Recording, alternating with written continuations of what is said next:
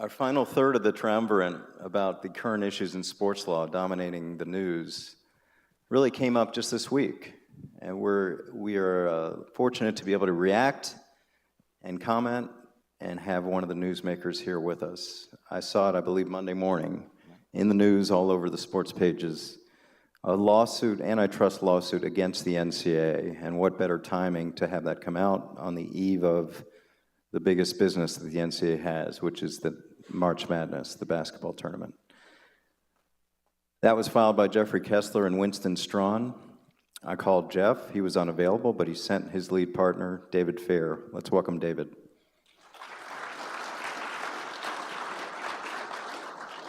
There's always been a lot of talk about the NCAA exploiting college athletes. We've never seen something quite like this. Why now?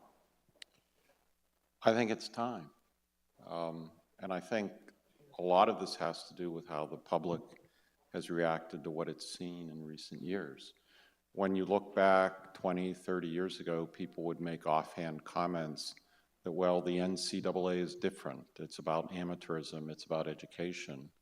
And I think when you look at the headlines that have been in the papers in the last, number of years, it's a different world. I went to Georgetown undergraduate. I had the pleasure or tragedy of seeing Villanova beat Georgetown in the 1986 national championship game, which I said proudly was probably the greatest game ever played. And sometimes you win, sometimes you lose. But Georgetown and Villanova shared a bond in being in the Big East for years and years and years, and those games, against Syracuse, against other Eastern schools, were part of a long tradition where the students were bound together in that experience. And then because largely of the pursuit of money for big-time football, the Big East as it existed before doesn't exist anymore. There's no loyalty in NCAA sports when it comes to the pursuit of money. There's no loyalty towards the fans. There's no loyalty towards the students. It's a multi-billion-dollar business. And I think that people have recognized that.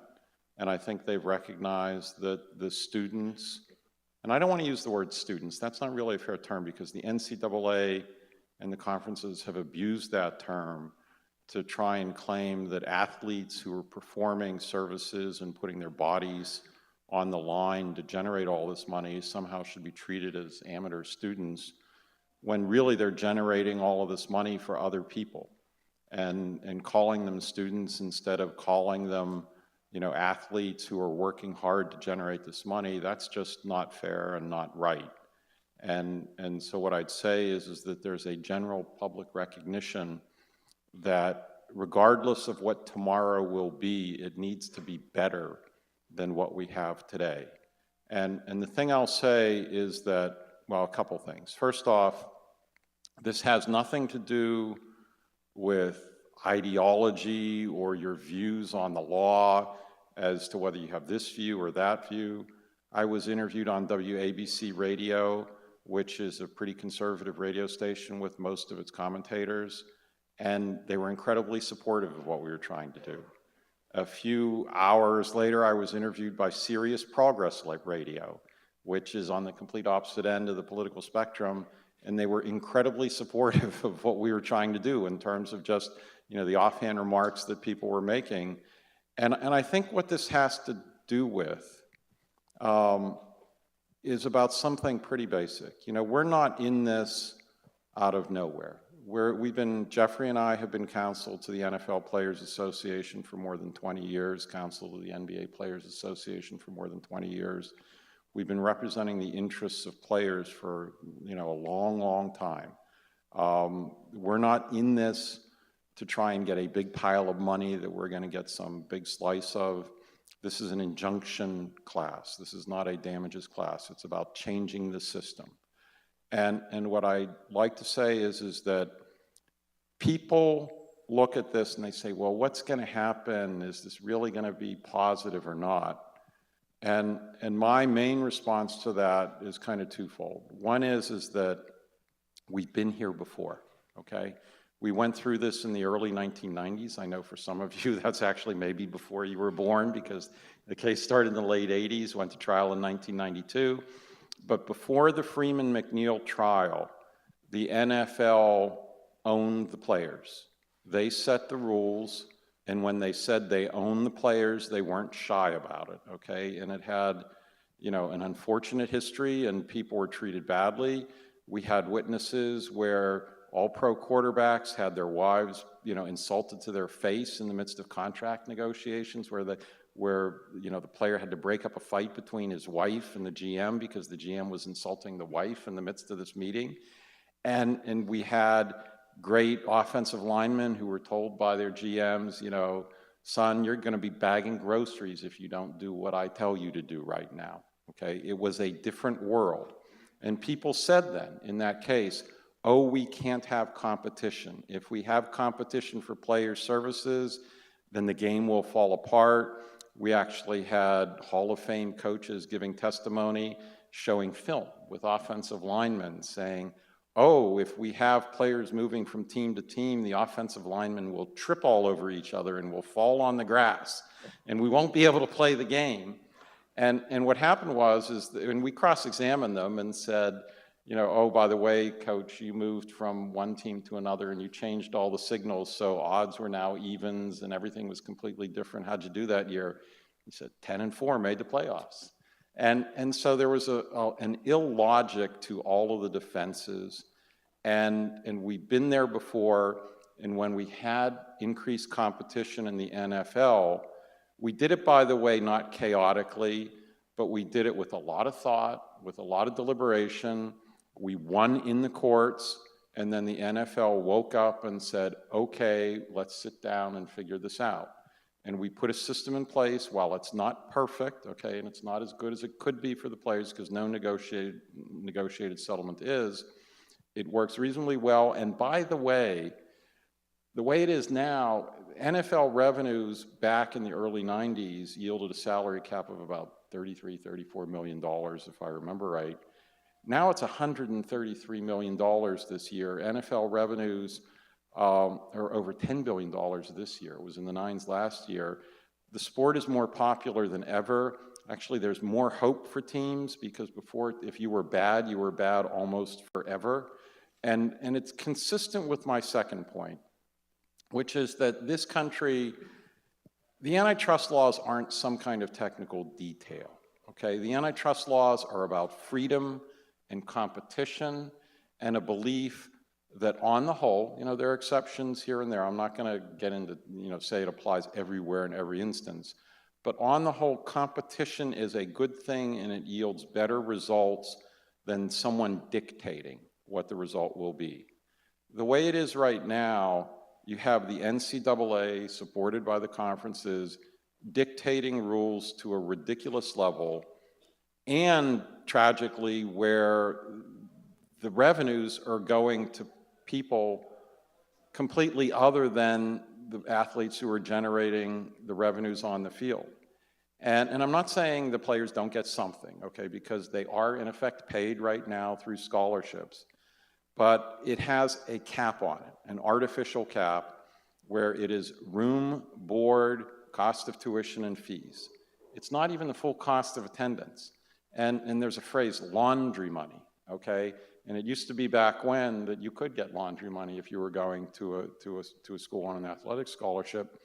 Today, if you've got to put quarters into a laundry machine, you've got to get them out of your own pocket. And if you come from a disadvantaged family where you don't have all that many quarters to begin with, even while you're generating massive monies for your school, you in effect are a pauper in a normal student environment. You can't buy pizza, okay? I mean, I remember, I don't want to get into too much details, but I remember growing up, I was on scholarship and, could you afford to buy a slice of pizza that week? Okay, there are tons of kids who are in that situation, and I wasn't generating, millions upon millions of dollars for other people. And when that's happening, and when t-shirts are being sold, uniforms are being sold, and most importantly, because our case isn't about intellectual property, but when your services, okay, when you put your body on the line on the field, okay, and we said in the complaint, your sweat, hard work, and sometimes broken bodies, okay, yield these revenues, it's unfair to have your compensation capped in this artificial way. It's just wrong.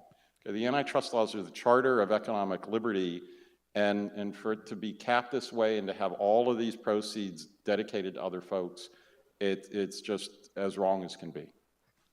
What do you guys want? What does this suit want to come out of it? Paychecks to college athletes? What we want is fundamental systemic change that's fair for the athletes, okay? As to exactly what that is going to be or how it's going to turn out, there's a lot of mileage between here and there, okay? And I can't, in a perfect world, I can't tell you exactly what a perfect world will be.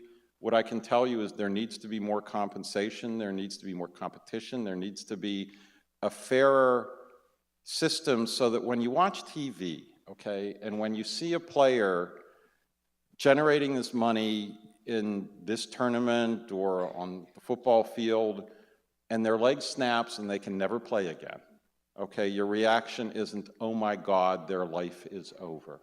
Okay, seriously, because there are young men who put their bodies on the line and there isn't insurance to cover them and it's done. Or on top of that, maybe they're great college players and their game is suited to the college, but it doesn't translate to the pros, and so they generate all of this money, and then there isn't the prospect of a pro career. Whatever happens in the pros, that's a separate thing. The question is having a fairer system now for the players, and there's a lot in between here and whatever the final result will be.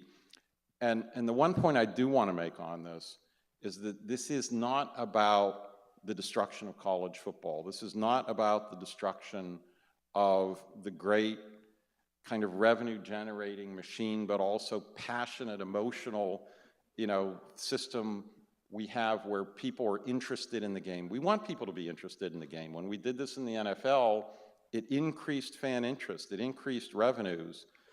College football and college basketball will get through this and get to a better place where the fans are just as committed and just as interested in laying out money for their, for rooting for their teams.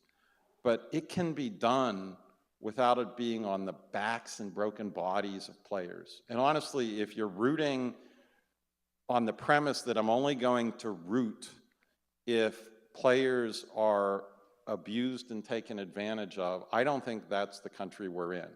I don't think that's where we are, and I don't think that's where we need to be. And I don't think it's true, by the way. I think any notion that people root because they like players to be disadvantaged, nobody cares how much the coach is being paid.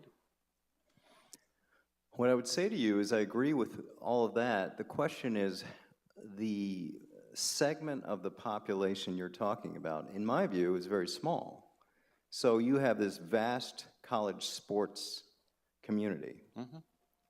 But my sense is you're talking about quote-unquote big-time college football, big-time college basketball, where how will this affect non-revenue sports?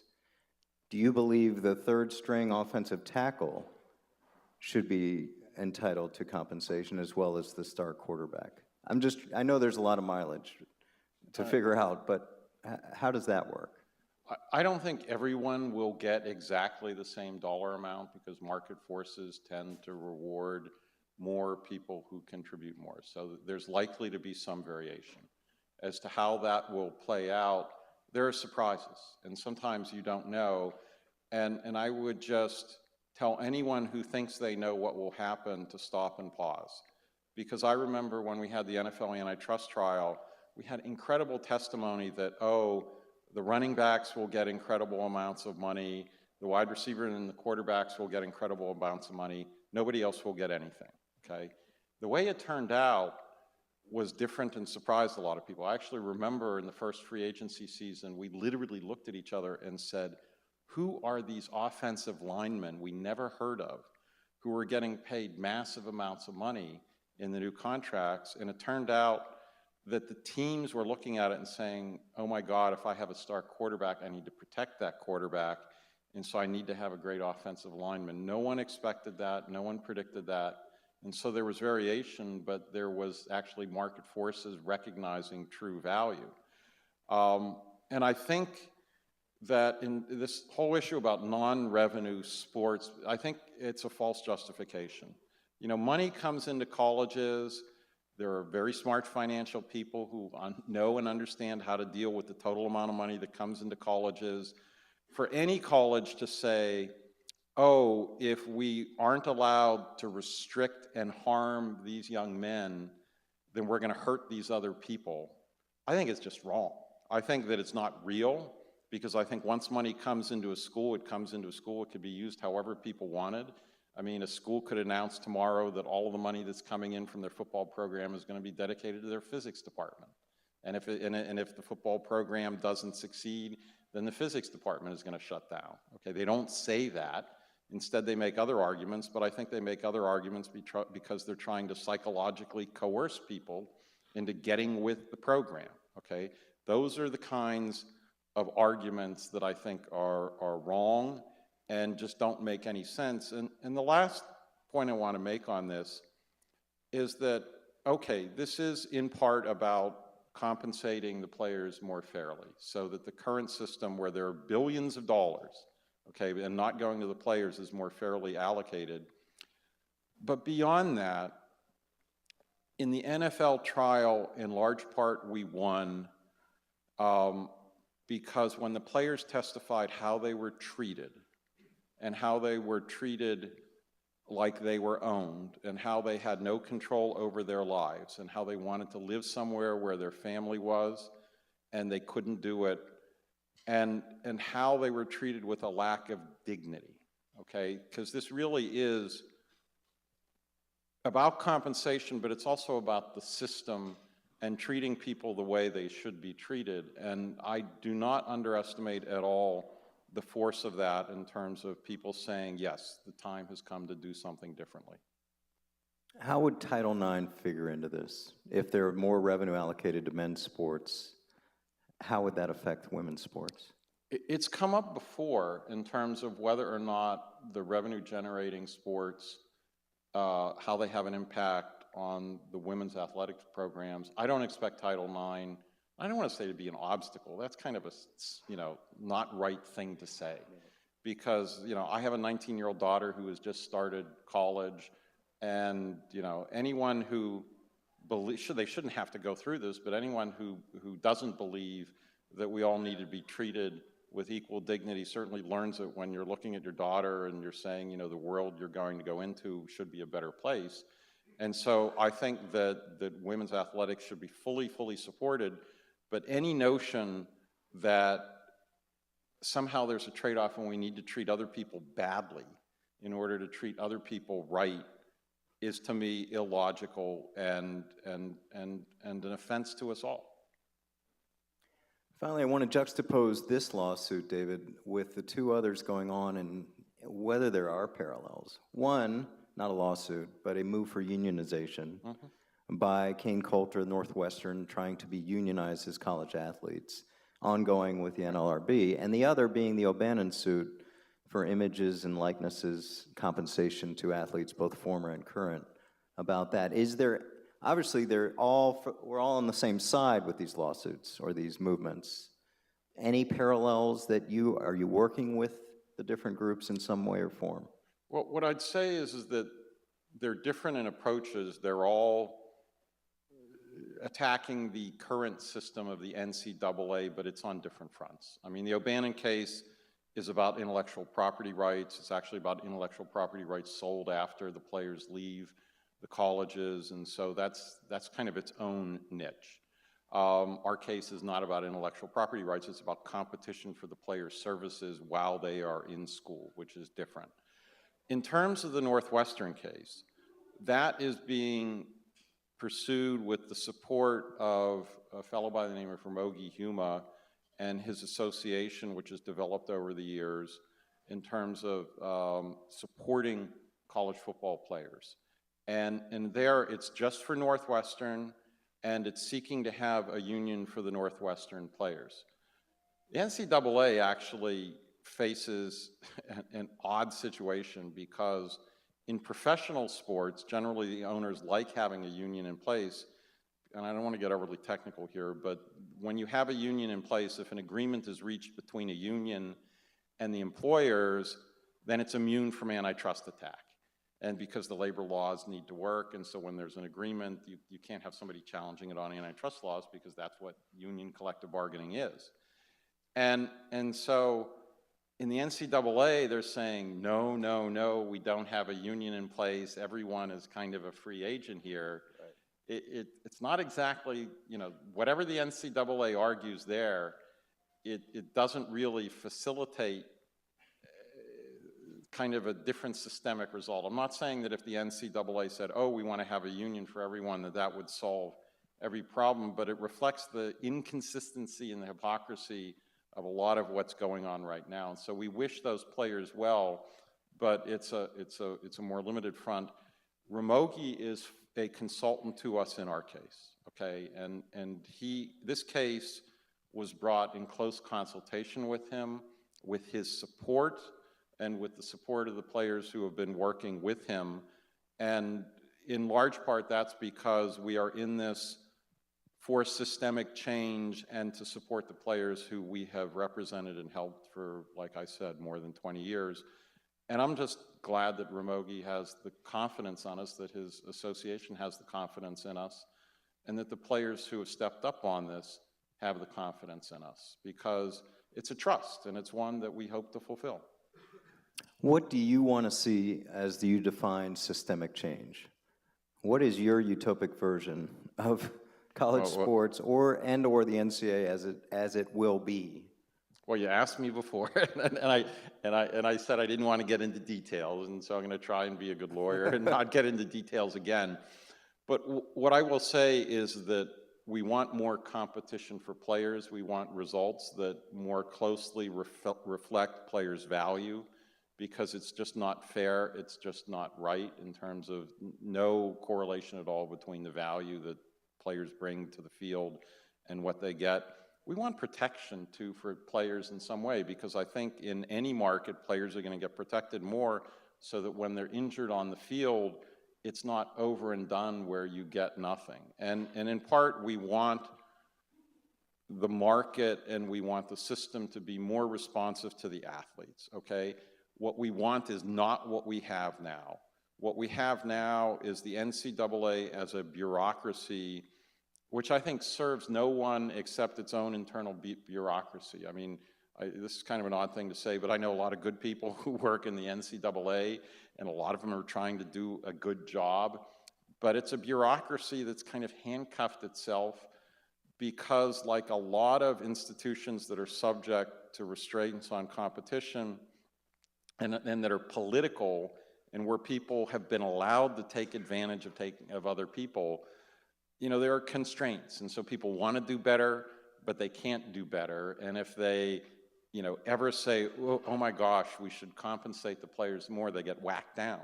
Now I think also is a time where other participants in the market are seeing it differently. There have been colleges and conferences that have said players should get at a minimum, the full cost of attendance or some kind of stipend where it's fair.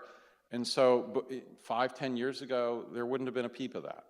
And so I think there's a growing recognition that we need to move to a better place where there is greater compensation, where there's greater recognition and greater dignity for the players. We don't want to be in a situation where, and I've told the story, it's kind of interesting, it's the University of Oklahoma self-reported itself for a violation for feeding 3 players too much pasta at a graduation ceremony where they were coming back the next year, and they didn't want the players to be ineligible. So they said, well, we're self-reporting that they ate too much pasta and that they're going to pay us back $3.83 a piece. And the players went on Twitter and said, well, we ate more pasta, we'll contribute $5 to charity instead, so that's good. And then the NCAA said, well, we don't have any rules that technically deal with the portions of pasta that are served, but we are very glad that the University of Oklahoma takes seriously its self-reporting, practices. The fact that anyone's even talking about this is nuts. I mean, it's crazy. And we want to be in a different world, or self-reporting because someone, pocket tweeted somebody, pocket texted somebody else, oh my God, I've committed a violation. It makes no sense. Forever be known as the rigatoni incident of the NCAA. Finally, where are we? You filed on Monday in New Jersey. Yes. District Court of New Jersey. Yes, we did. What's next? There's going to be some procedural jousting, I'm sure. There's another case that was filed in California with just a former player, and actually that one was requesting damages, and just the difference between the cost of attendance and the full grant and aid, which to me doesn't make all that much sense, and so there will be some procedural back and forth. But typically, once you get through the procedural stuff as to where you're going to be, you go into discovery, okay? And discovery means you take depositions, you get documents. There's been a wealth of discussion in economic studies about how the current system is broken, and we're going to go through that. And I'm confident that the evidence will be fully supportive. By the way, under the antitrust laws, the only justifications you have are for something that's called competitive balance, because in the end, you can't be anti-competitive without having it outweighed by whatever pro-competitive benefits you're creating. And so the NCAA and the NFL in the past have said, well, we need these restrictions to promote competitive balance so the same team doesn't win all the time. Under the current system, the SEC won 7 championships in the past 8 years. There's really not much competitive balance. I mean, we've all seen what's been happening there. There have been arguments that, amateurism needs to be in place so that, fans will keep on watching. Like I said earlier, that just doesn't make any sense at all, and there's no economic evidence for it. But beyond that, this is price fixing and an economic boycott, which the law has always said is just so wrong that it can be condemned on a per se basis or in the blink of an eye. And so the NCAA and the people who are saying, this should be done, and like I said, fewer and fewer every day, they're going to have an incredible uphill battle, because the law fundamentally is foursquare against these kinds of restraints on markets. And so they're going to need to come up with something that I think just doesn't exist. I think they're trying to defend the indefensible, and I think there's going to need to be change. And we have every hope and a firm conviction that we can push this in a better direction. We've done this before, and we hope to do it again. Thank you, David. David Feher.